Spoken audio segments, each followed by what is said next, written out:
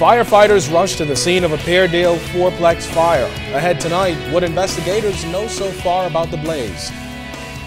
Broken ribs and ruptured organs mark the graphic contents of an autopsy report on Aaron Roll. Ahead tonight, the questions the report prompted from jurors in the case of the suspect who died in police custody. And 2 more Independence events announced ahead of the nation's 40th birthday. The National Report starts now. Now in HD.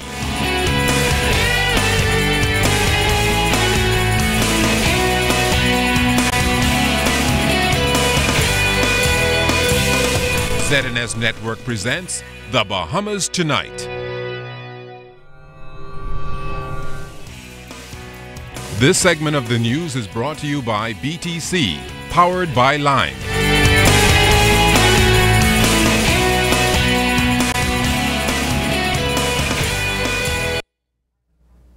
Good evening, everyone. I'm Kendino Knowles. I'm Keishla Adderley. Thanks for joining us. A pathologist has testified that police suspect Aaron Roll must have suffered multiple blows to sustain the injuries, which ultimately led to his death while in police custody. As a coroner's inquest into his death continued today, it was revealed that Roll's injuries were vast and severe. Fern Carey has details of the pathologist's findings, which included broken bones and damaged organs. PMH pathologist Dr. Karen Sands testified Monday that after conducting an autopsy on Aaron Roll, she concluded that the 20-year-old died from a rupture or hole in the wall of his small intestine about the size of the diameter of a pen. She also indicated that Roll had internal bleeding due to blunt force trauma to his torso. You may recall that Roll reportedly died at the Southern Police Station back on February 9th after he was reportedly picked up in good health from his Ross Corner home on February 6th.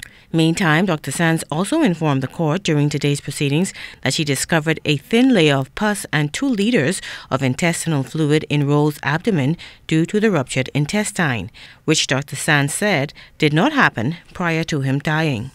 She also told the court that Roll's 9th and 10th ribs were broken and there was hemorrhaging in the area around his left kidney and around his pancreas, while there were contusions on both sides of his lower back and on his right and left shoulder blades. As a result, Dr. Sands said she concluded that blunt force trauma had been applied to the victim's abdomen, back and thighs. And although Roll had an abrasion on his chest, Dr. Sands said it was due to CPR attempts.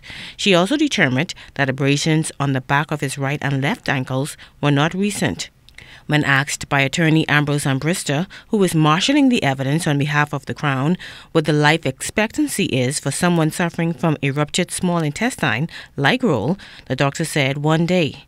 Sands also agreed with attorney Christina Galanos, who was representing Roll's family, that a ruptured intestine is considered a medical emergency that requires surgical intervention.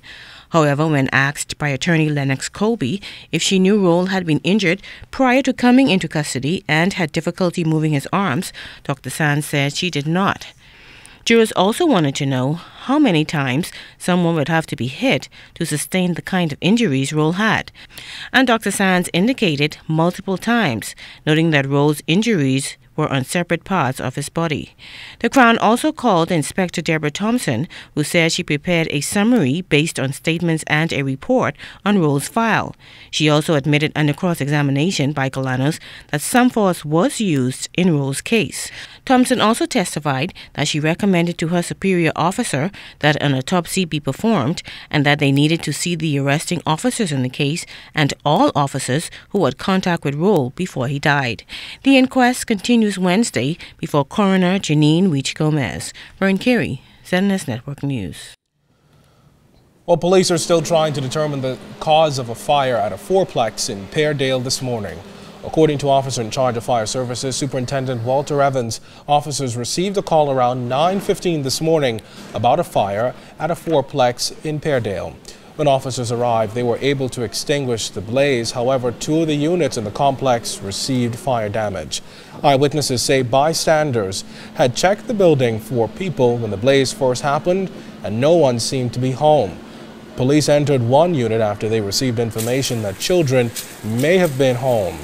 Luckily, or thankfully, they found no one in the building.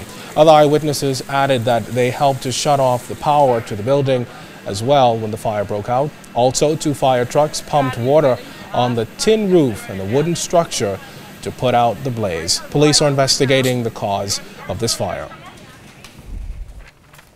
Well, the Independence Celebrations Committee today held the first in what will be a weekly series of updates on upcoming independence celebrations. Today at the Ministry of Youth, Sports and Culture, chairman of the committee, Mr. Jack Thompson, told the press that several Bahamians and privately organized events for the independence celebrations are on schedule. He highlighted 2 musical events being produced by veteran musicians Patricia Bazard and Joanne Callender. To endorse and to support that event. Dr. Callender will tell you that she's having a concert, Bahamian composers, highlighting Timothy Gibson. She can tell you about that, but the committee is supporting that. Dr. Bazard is having an event, a music festival with young people this summer. It's a workshop. We're supporting it and backing it, that sort of thing. And so you will receive a calendar in a few minutes, pack of activities. Minister of Youth, Sports and Culture, Dr. Daniel Johnson, stated that the committee will be endorsing some international Bahamians in the music world to grace the July 10th celebrations. Particularly the July event, we're bringing in one of the most renowned Bahamians now who has his sister sitting in the audience. I don't want to say too much, but he has a play in London and is doing 2 shows in New York, and will be coming to assist us in giving some oversight to, as what Mr. Thompson says, making this Clifford Park experience something that we have never witnessed before in our generation, and will be a marquee event. The world is remembering former British Prime Minister Margaret Thatcher today. Thatcher, who led the British government between 1979 and 1990, died of a stroke this morning. She was 87.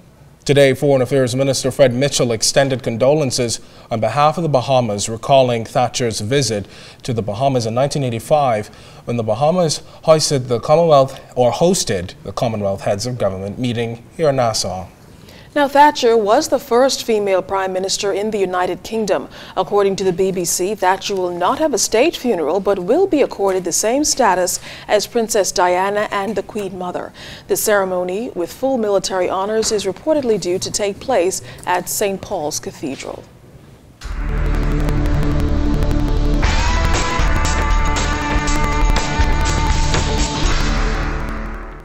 In our first look at weather, warmer days with moderate temperature through Thursday, but outside of our studios just now, we have a temperature of 76 degrees under partly cloudy skies, relative humidity 54%, winds out of the east-northeast at 6 knots, your barometric pressure 1,018.0 millibars, that's 30.06 inches, and it is steady. But stay tuned, temperatures around the Palm Beach Islands, travel and boating forecast is still to come. Well, still to come in the Bahamas tonight, drumming up support for urban renewal. And a blood drive reaches for the stars. You're watching the Bahamas Tonight.